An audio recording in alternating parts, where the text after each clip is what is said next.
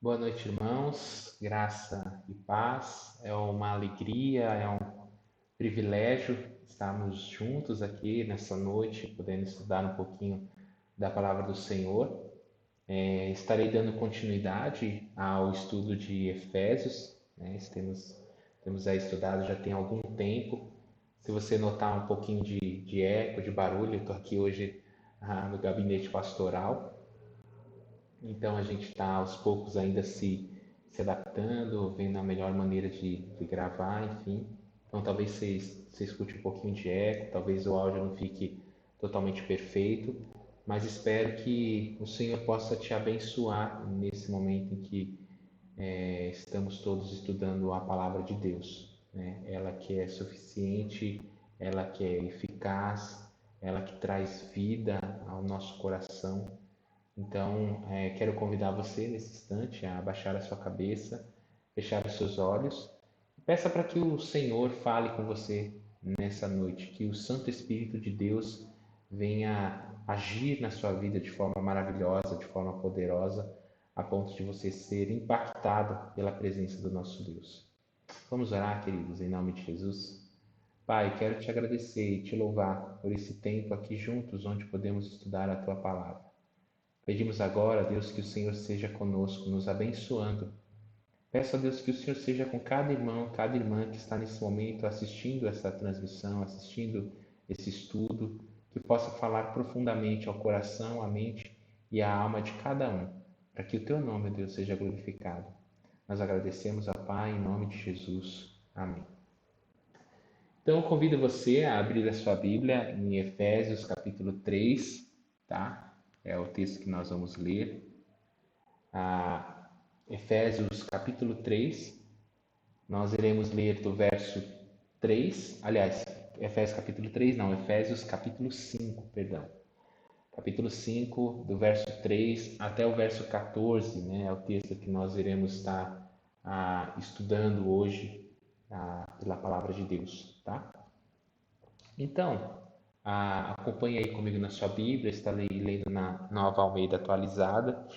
E aqui vocês estão vendo as minhas anotações, né, os pontos que são importantes nós estamos visualizando, no estudo de hoje. Deixa eu só ampliar aqui um pouquinho para ficar melhor aqui. Pronto. Então a palavra do Senhor diz assim, a partir do verso 3, capítulo 5 de Efésios, que a imoralidade sexual e toda a impureza ou avareza não seja nem sequer mencionados entre vocês. Como convém a santos, não usem linguagem grosseira, não digam coisas tolas nem indecentes, pois isso não convém. Pelo contrário, digam palavras de ação de graças. Fiquem sabendo disto, nenhuma pessoa imoral, impura ou avarenta, porque a avareza é idolatria, tem herança no reino de Cristo e de Deus. Versículo 6. Não se deixe enganar com palavras vazias, porque a ira de Deus vem sobre os filhos da desobediência por causa dessas coisas. Portanto, não pratiquem não participem daquilo que eles fazem, porque no passado vocês eram trevas, mas agora são luz no Senhor. Vivam como filhos da luz, porque o fruto da luz consiste em toda a bondade, justiça e verdade, tratando de descobrir o que é agradável ao Senhor. E não sejam cúmplices nas obras infrutíferas das trevas.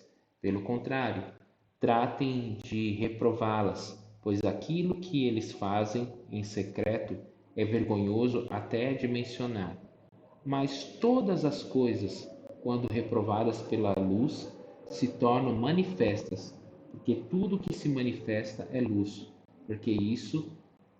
Porque por isso é que se diz: desperte, você que está dormindo, levante-se dentre os mortos, e Cristo te iluminará. Amém?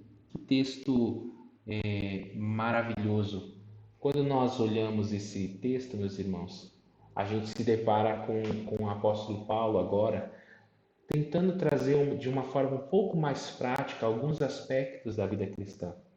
Esse texto, na verdade, quando a gente olha, ele iria até o versículo 20, tá? Mas por que eu fiz essa quebra, eu fiz essa divisão? Porque na semana que vem nós vamos entrar numa parte do texto que é um pouco mais problemática, que é com relação à questão de não vos embriagueis, né, com vinho, onde há dissolução, o famoso texto, né, enchei-vos do Espírito Santo, enfim.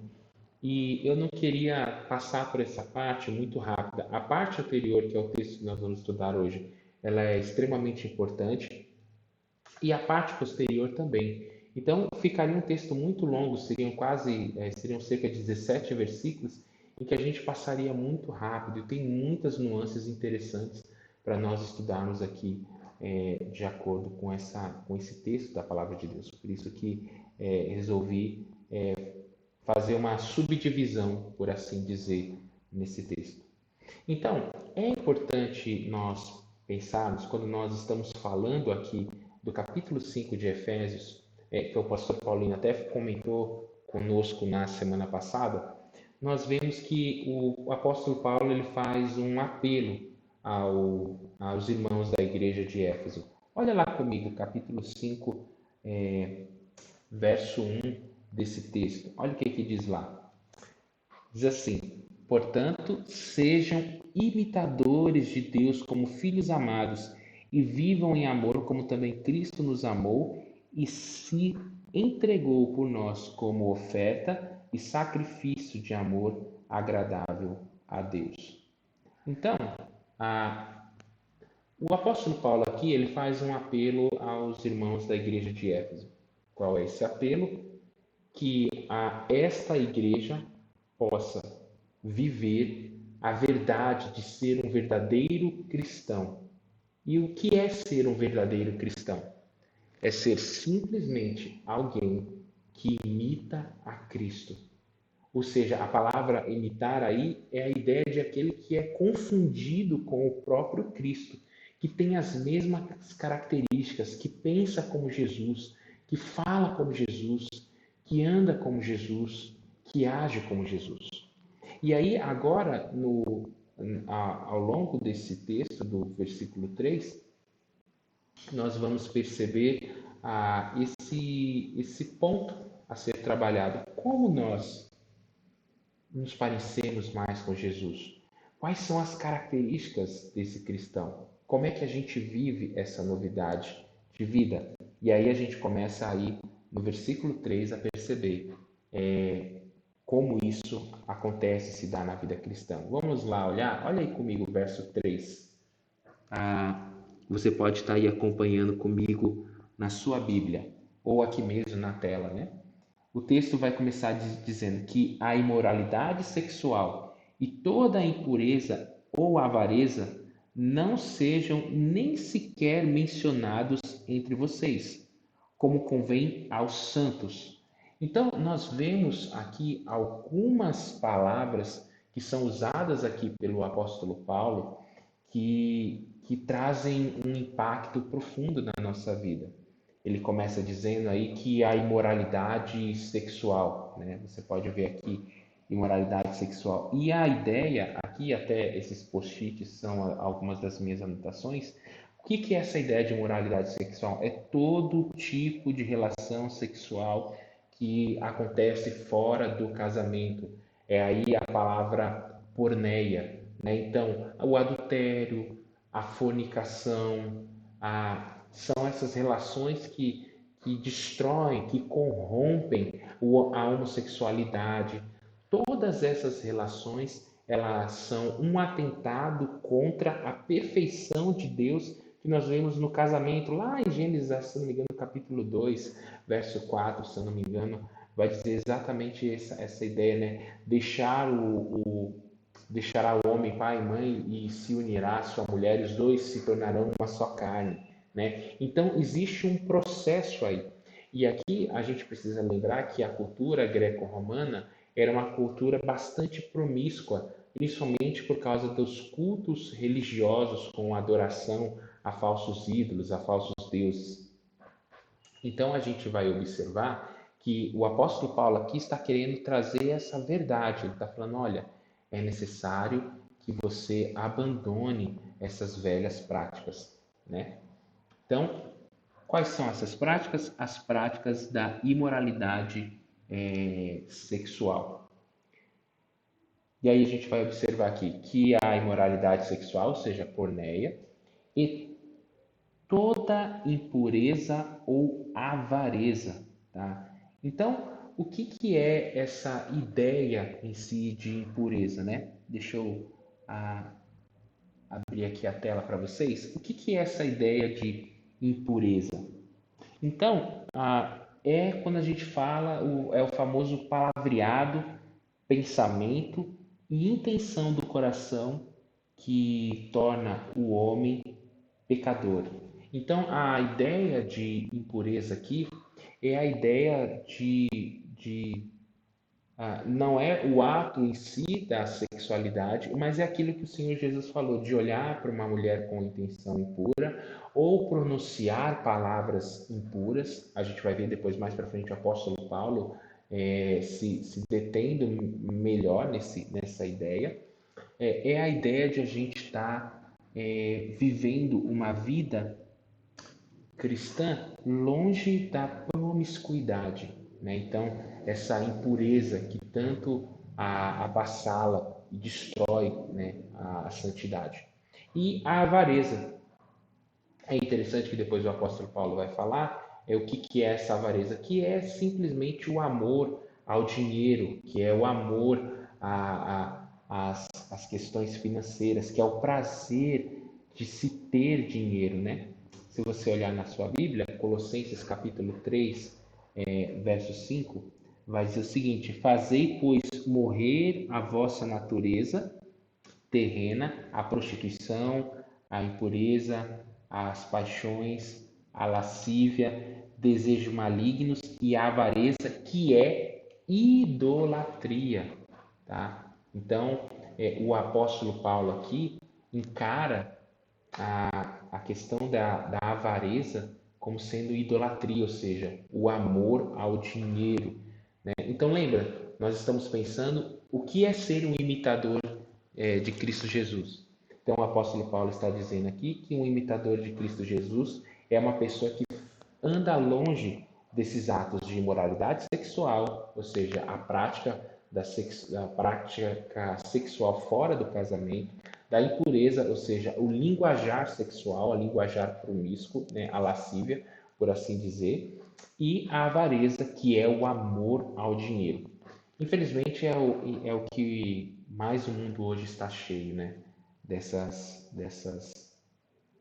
três características, elas fazem parte de uma forma muito gradativa do problema da humanidade, né? A sexualidade, o linguajar torpe e a avareza. Por quê? Porque nós estamos vivendo em um mundo hedonista, né? Ou seja, onde a pessoa é tudo pelo prazer, o que importa é ser feliz, né? E infelizmente hoje isso tem entrado na igreja. Por exemplo, hoje a gente tem as igrejas que estão inserindo novas práticas, né? Igrejas abertas com relação à sexualidade, por exemplo, você pode praticar o homossexualismo, não tem problema. Igrejas inclusivas, né? Então você vai lá e pratica atos que ferem a palavra de Deus, né?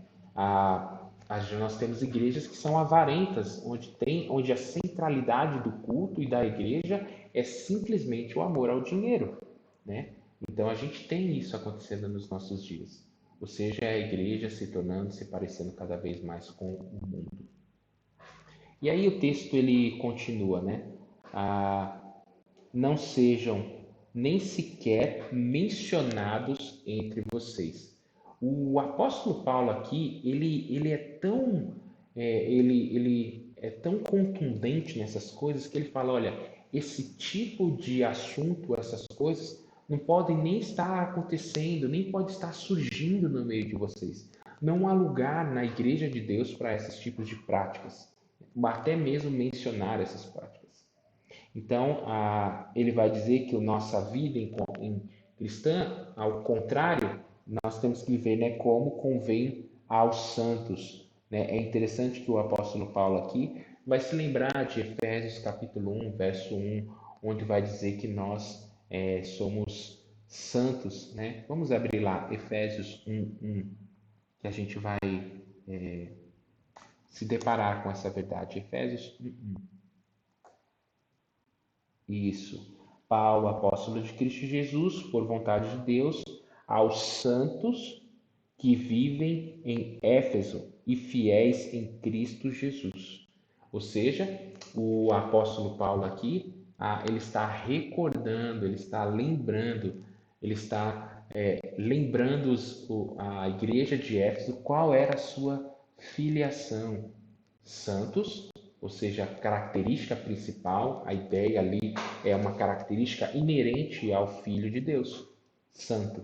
Né? Então, não existe lugar para imundície, para pecaminosidade, para concupiscência da carne ou do mundo na vida do cristão. Nós temos que nos abster dessas práticas. Não existe meio crente, não existe meio salvo, não existe água morna. Não, você precisa ser totalmente, completamente de Cristo Jesus. Continuando aí, o verso 4 vai dizer: não usem linguajar grosseira, ou aliás, não usem linguagem grosseira, né? Não digam coisas tolas, nem indecentes, pois isso não convém. Pelo contrário, digam palavras de ações de graças. A gente percebe aqui o apóstolo Paulo bastante preocupado com a vida cristã, né? E aqui, o que quer dizer linguagem grosseira? É literalmente palavrões, linguagem obscena, né? É interessante porque hoje a gente vive um cristianismo muito esquisito, em que as pessoas falam palavrões, falam palavras de baixo calão, por assim dizer, e elas não se constrangem mais, elas simplesmente soltam e acham que aquilo é normal. Não é. Palavras torpes, palavrões, não fazem parte da vida cristã. Os palavrões são muitas vezes expressões que brotam do nosso coração. Então, o nosso coração, quando ele está cheio de Cristo, não tem espaço para palavras de baixo calão, de palavrões. Né? Não há espaço para isso. Eu lembro uma vez que, logo quando eu me converti, eu falava muito palavrão e eu lembro que o que me ajudou muito foram alguns irmãos, irmãos na época adolescentes, e a gente fez até uma aposta, né, assim, brincando, falando, olha, se eu falasse palavrão era para eu ganhar um soco no braço, né? E eu lembro que eu ganhei, às vezes, num dia, uns 10 socos, meu braço ficou doendo, dolorido, porque aquilo realmente me incomodava e eu não conseguia deixar. E eu orava, eu lia a palavra, e depois de algum tempo eu consegui deixar essa prática pecaminosa, de falar palavras que não convêm, palavras que não são santas, palavras que não edificam, né? Essa é a ideia de palavras dessas linguagem grosseira aqui que o texto coloca para nós. E aí o apóstolo Paulo continua: linguagem grosseira, não digam coisas tolas. Aqui é a ideia de coisas que não têm nenhum tipo de nexo, ou seja, coisas que não que vão contra a verdade da palavra de Deus, coisas que são heresias, coisas que não têm hoje a gente vê muito teorias da conspiração, né? As pessoas falando que, por exemplo, a Terra é quadrada, que a Terra é plana, enfim, é para fugir. O apóstolo Paulo está falando, fuja desses comentários, dessas conversas. Né? Por exemplo, uma coisa que a gente vê hoje, a política, por exemplo, né? Muitos cristãos discutindo política e às vezes até causando divisão entre pais e filhos, entre familiares. O apóstolo Paulo chama isso de conversas tolas, né? E aí ele continua, né? Nem indecentes, né? O que é essa ideia? Aqui é muito interessante porque é a ideia do humor. Né? Era uma palavra usada pelos artistas, né, que praticavam humor. Então a gente, por exemplo, tem humor que não é para crente, tem humor que não serve para o cristão. Piadas sujas, piadas de duplo sentido, elas não podem fazer parte do vocabulário cristão. A gente tem que se desvincular, se desvencilhar dessas práticas. Uma igreja que é santa, a gente tem que sair desse ponto. Eu sempre gosto de dizer o seguinte: se você não pode contar algo para Jesus, você também não deveria contar para o seu irmão.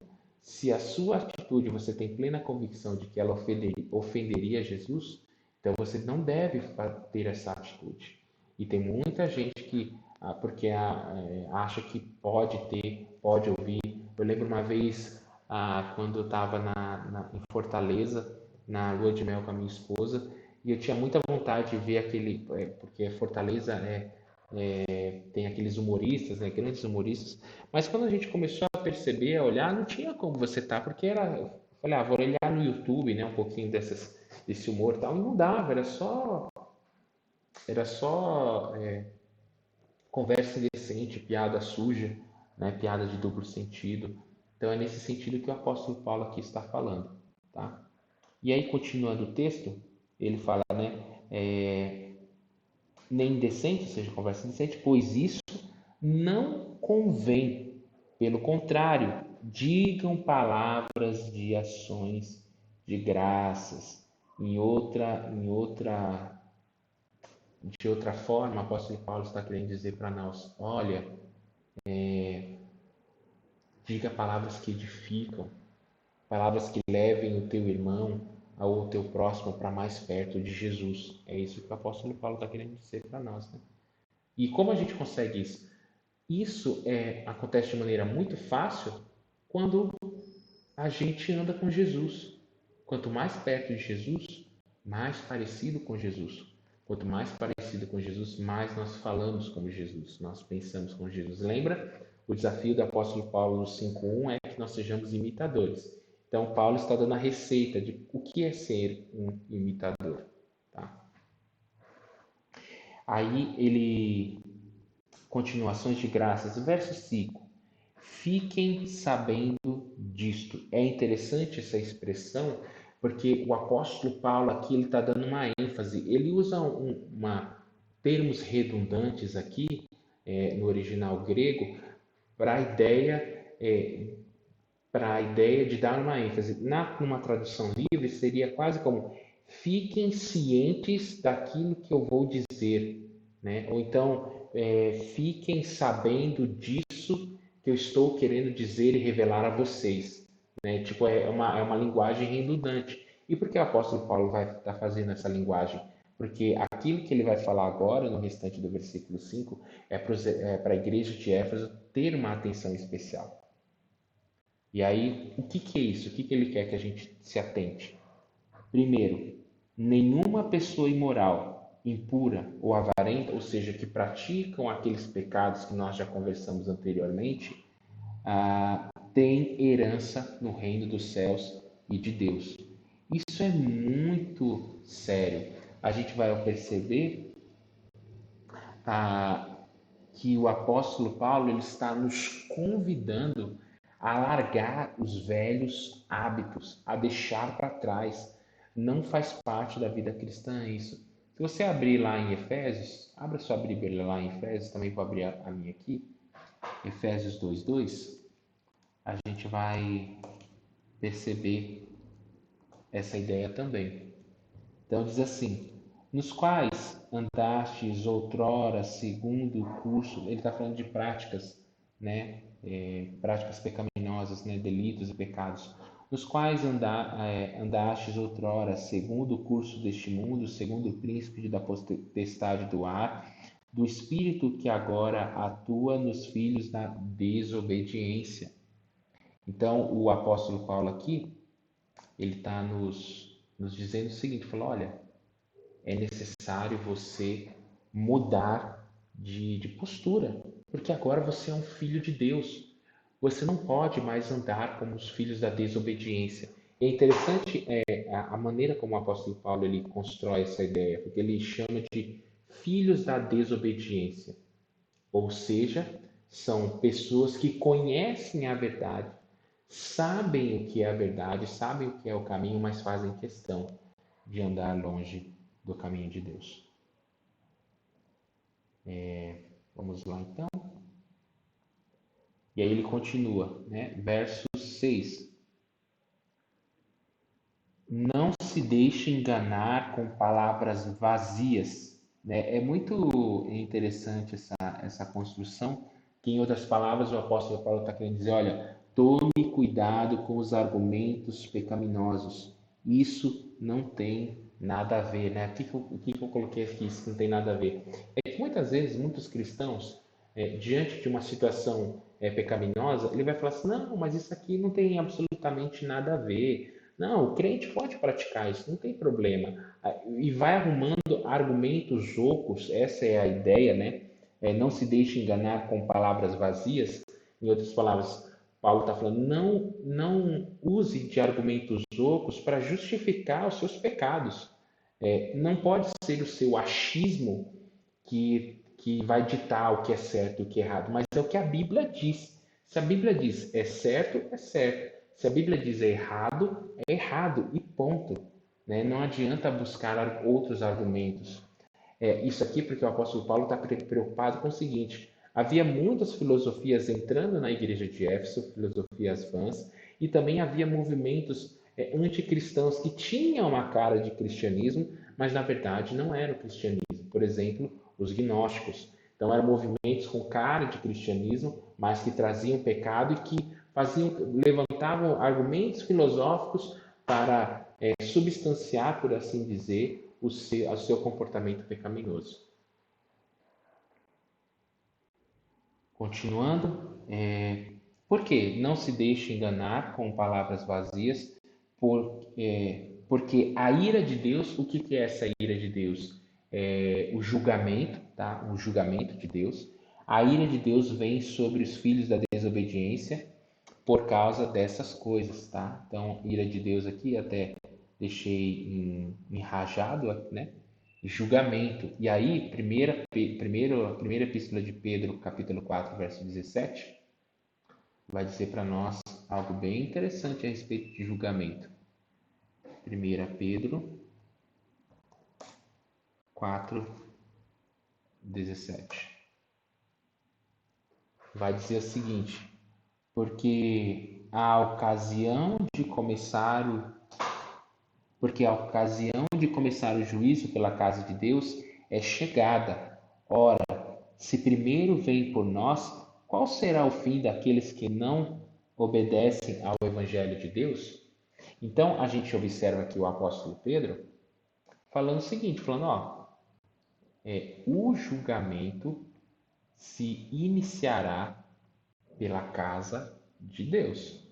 Então, nós também seremos julgados, né? E nós devemos tomar cuidado, porque se nós, mesmo sendo cristãos, continuamos em práticas pecaminosas, nós iremos sofrer consequências dessas ações. É isso que o apóstolo Pedro está falando e é isso que Paulo também nos diz. A ira de Deus vem sobre os filhos da desobediência por causa dessas coisas. Que coisas? Das coisas que nós falamos anteriormente. Os três grandes pecados aí, né? A impureza, a imoralidade sexual e a avareza. Versículo 7. Portanto, não pratiquem daquilo que eles fazem, né? Deixa eu abrir aqui para vocês. Não pratiquem daquilo que eles fazem, né? Em outras palavras, a gente vai ver o apóstolo Paulo falando sobre isso. Não ande pelo mesmo caminho. Não faça as mesmas coisas. Fuja dessas coisas. O versículo 8 vai dizer: porque no passado vocês eram trevas, mas agora são luz no Senhor. É interessante porque essa construção aqui, porque no passado vocês eram trevas, mas agora são luz no Senhor, é uma sucessão de palavras que traz uma ideia de algo que é permanente e contínuo na nossa vida. Então, se você olhar Efésios 4:18, Você vai ver, até coloquei aqui o versículo, né?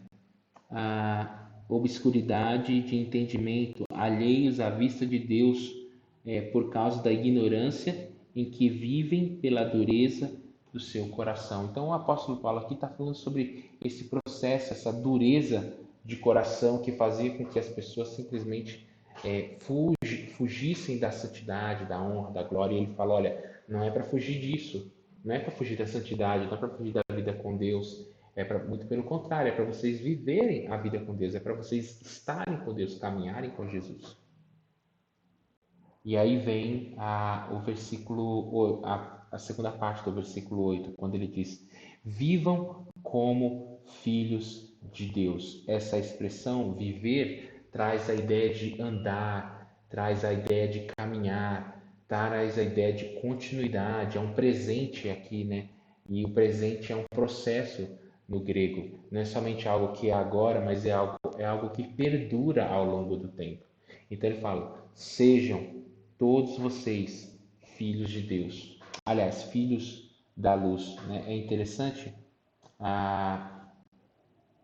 o Senhor Jesus vai dizer que se a luz se tornar trevas, né? Aliás, ele fala lá, acho que Mateus, que vai falar: olha, que a lâmpada do corpo são os olhos, e que se os olhos, para a gente tomar cuidado para os olhos não se tornar trevas, porque por acaso, se a luz se torna trevas, grandes trevas se fazem, né? Então é bem, bem preocupante isso. Versículo 9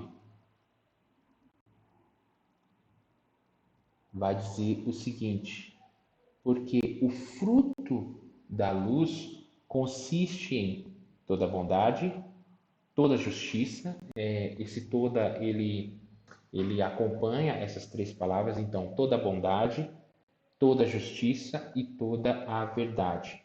Então, o que ele está querendo dizer para nós quando ele fala porque o fruto da luz consiste em? É simples. Se você olhar lá em Mateus capítulo 5, verso 16, vai dizer que como é que a gente conhece a árvore? Pelos frutos. Então ele vai dizer que a característica do Filho de Deus são os frutos. Quais frutos? Toda bondade, toda justiça e toda verdade. Então o Filho de Deus ele vai frutificar essas verdades.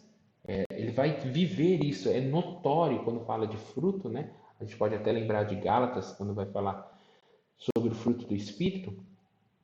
São essas características, né? E o que seria toda bondade?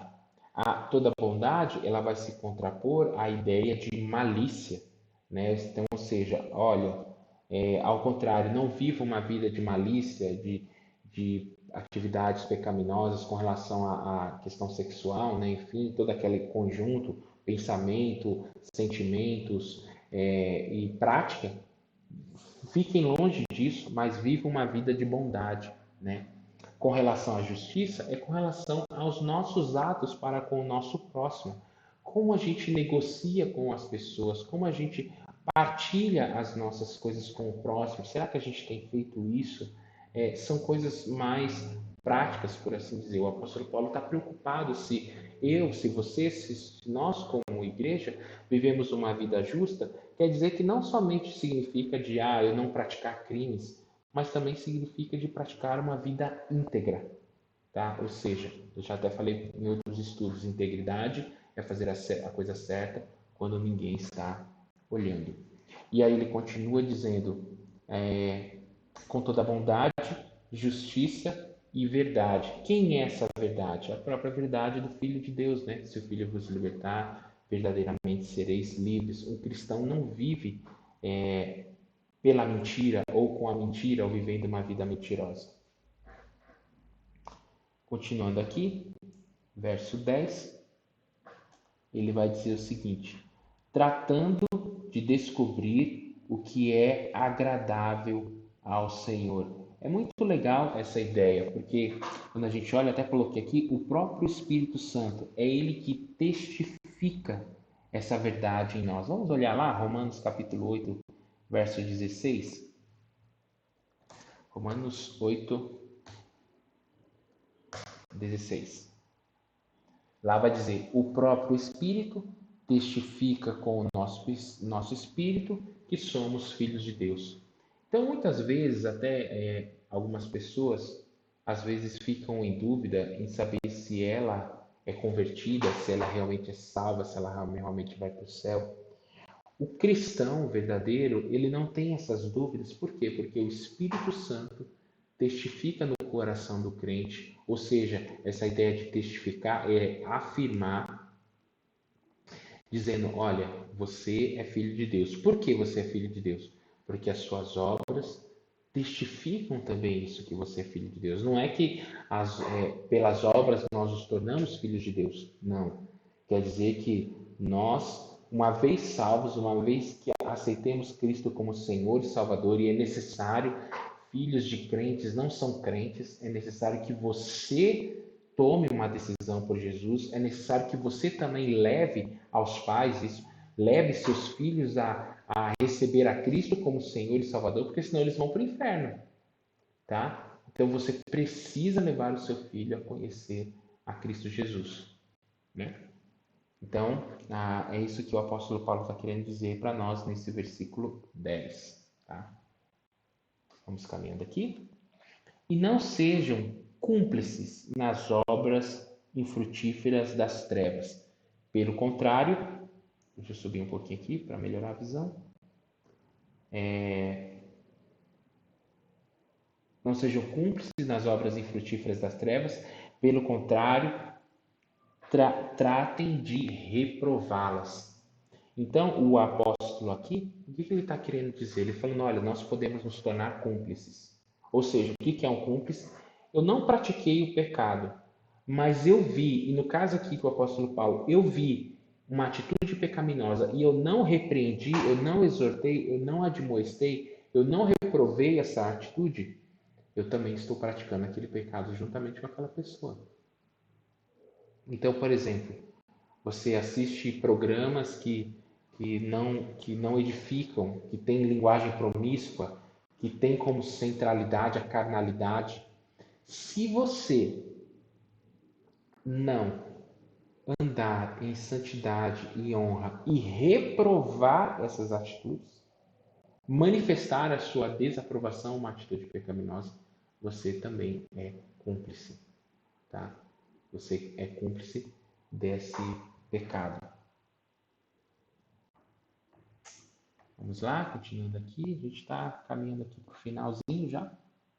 Pois aquilo que eles fazem em segredo é vergonhoso até mencionar. Então o apóstolo Paulo está falando aqui, está querendo dizer o seguinte, falando: olha, aquilo que é praticado não deveria nem ser falado, né? Em qual sentido? No sentido de copiar aquela atitude, né? Então, por exemplo, às vezes o cara fala um palavrão, eu vou lá e imito aquele palavrão, ou falar, ele falou isso e tal, né? Então, o que que ele está querendo dizer aqui?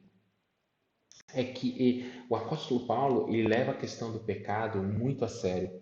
E é o que hoje falta muitas vezes na igreja de Deus. Às vezes a gente se esquece de levar uma vida santa e leva pecado na brincadeira. Com o pecado a gente não brinca em hipótese nenhuma. É isso que Paulo está querendo dizer aqui para nós. Fechando já, versículo 13. Mas todas as coisas, quando reprovadas pela luz, então ele está falando da consequência, se tornam manifestas, porque tudo o que se manifesta é luz. Então, até aí vem aquele texto, né, de Mateus 6:23 que eu havia dito, né? Porque se teus olhos forem maus, todo o teu corpo estará em absoluta escuridão ou absoluta trevas, né? Por isso, se a luz que está em ti se a luz que está em ti são trevas, quão tremendas são essas trevas. Então, qual é o propósito da igreja? É se manifestar contra essas atividades pecaminosas, é se levantar contra, é exortar aquele que está caído no pecado a viver uma vida de santidade, uma vida de honra ao Senhor. E aí ele encerra esse texto com esse cântico, que é o versículo 14, tá? Provavelmente um cântico entoado pela igreja cristã da época, pela igreja cristã, baseado em Isaías capítulo 60, se não me engano, deixa eu só ver isso.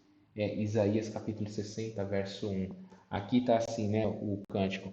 Desperte você que está dormindo, levante-se dentre os mortos e Cristo te iluminará, né? Então, Isaías 61, vamos ver lá o versículo? Deixa eu abrir aqui para nós. Isaías 60, verso 1. Aqui. Dispõe-te, resplandece, porque vem a tua luz e a glória do Senhor nasce sobre ti. E aqui no cântico tem uma diferença. Desperte você. Deixa eu subir aqui um pouquinho. Desperte você que está dormindo, levante-se dentre os mortos e Cristo o iluminará. Então, meus irmãos, é isso. Nós devemos viver uma vida de santificação e honra ao Senhor. Devemos agradar a esse Deus. Devemos viver uma vida de santidade. E para sermos imitadores de Cristo Jesus, devemos nos abster desses 3 pecados que nos assediam: a imoralidade sexual, a, a imoralidade sexual, a questão da lascívia, por assim dizer, né? As palavras que são torpes, né? Deixa eu só olhar lá o versículo, que agora fugiu. Versículo 3:3. Isso, a imoralidade sexual, a impureza, né? Que é a imoralidade é a prática sexual em si, né? Fora do casamento, né? O adultério, a fornicação, a homossexualidade. A impureza, que é a ideia do falar, né? Que a gente já conversou bastante, as piadas, o linguajar, os palavrões, né? A linguagem obscena, por assim dizer.